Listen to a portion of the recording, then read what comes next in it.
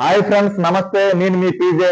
Pushpa ticket రేట్లు ఎలా ఉన్నాయో ఒకసారి తెలుసుకుందాం. తెలంగాణలో ప్రీమియర్ షోలు పడుతున్నాయని తెలుస్తుంది. ఈ ప్రీమియర్ షోలకి ఒక్కొక్క టికెట్ ధర 1100 నుంచి 1200 మధ్యలో ఉండనని తెలుస్తుంది.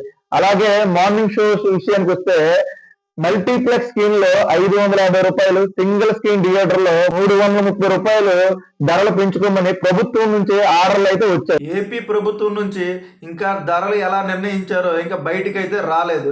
బహుశా ఈరోజు ఈవినింగ్ కల్లా బయటకు వస్తాయని తెలుస్తుంది. పాన్ ఇండియా మూవీ విడుదలైన ప్రతిసారి ఇలానే టికెట్ల రేట్లు పెంచుకుంటూ పోతున్నారు. ఈ టికెట్ల ధరలతో సామాన్యుడు ఒక ఫ్యామిలీ మొత్తాన్ని సినిమా చూపించగలడా? పాన్ ఇండియా మూవీ విడుదలైన ప్రతిసారి ఇలానే టికెట్ రేట్లు పెంచుతున్నారు. ఈ సంవత్సరం విడుదలైన మొదటి పాన్ ఇండియా మూవీ కల్కి చిత్రం. కల్కి చిత్రంకి టికెట్ రేటు ఫస్ట్ పెంచారు. అలాగే దేవరాజ్ చిత్రానికి కూడా టికెట్ రేటు పెంచారు. మళ్ళీ ఇప్పుడు పుష్ప మూవీకి అయితే భారీగానే పెంచారు. రేపు పొద్దున వచ్చిన గేమ్ చేంజర్, ఓజీ, విశ్వంబర, అలాగే రాజా షాబ్, వార్ 2 అన్నిటికంట biggest blast movie Rajamouli, Mahesh Babu movie అయితే ఇలా రేట్లు పెంచుకుంటూ పోతే థియేటర్లకి ప్రజలు కరువు అయిపోతారని తెలుస్తుంది. ఇప్పుడు 2 వీక్స్ ఆడే మూవీ రేపు పొద్దున ఫస్ట్ వీకెండ్కే పరిమితం అవ్వబోతుంది. ఎందుకంటే ఒక సామాన్యుడు మధ్యతరగతి వ్యక్తి ఫ్యామిలీ మొత్తం సినిమా చూడాలంటే ఇలా టికెట్ రేట్లు పెంచుకుంటే 2000, 3000 రూపాయలు అవుతాయి. చూస్తారు. సినిమా క్రేజ్ బట్టి ఫస్ట్ వీకెండ్ బుకింగ్స్ అయిపోతాయి. సగటి కరుడు కట్టిన అభిమాని, సగటి కరుడు కట్టి సినీ ప్రేక్షకుడు తప్ప సినిమా చూడాలని ఎంటర్టైన్మెంట్ గురించి కోరుకునే వ్యక్తులు ఎవరు సినిమాకి వెళ్ళరు.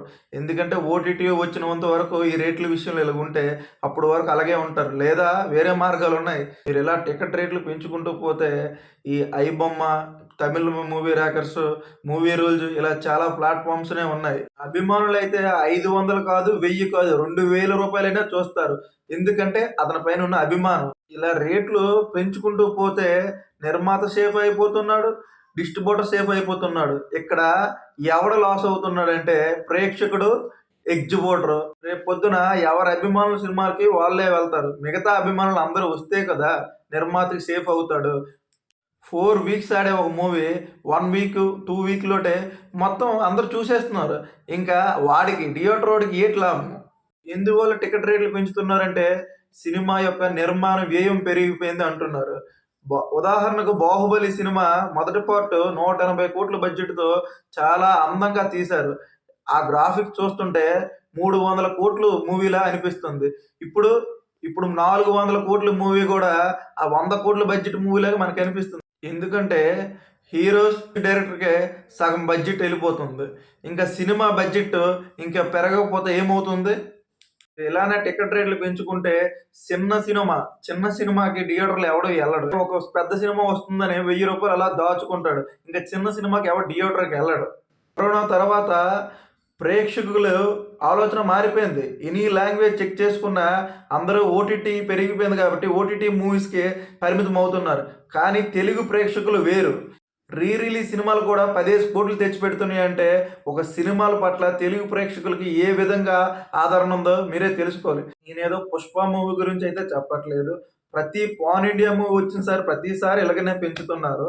సో కాస్త ఆలోచించుకోవాలి. సో టికెట్ రేట్లు పెంచే ముందు కాస్త ఆలోచించండి. ప్రతి ప్రేక్షకుడు థియేటర్లోకి రావాలని కోరుకుందాం. నా వీడియో మీకు నచ్చినట్లయితే లైక్ చేయండి, షేర్ చేయండి, సబ్స్క్రైబ్ చేయండి.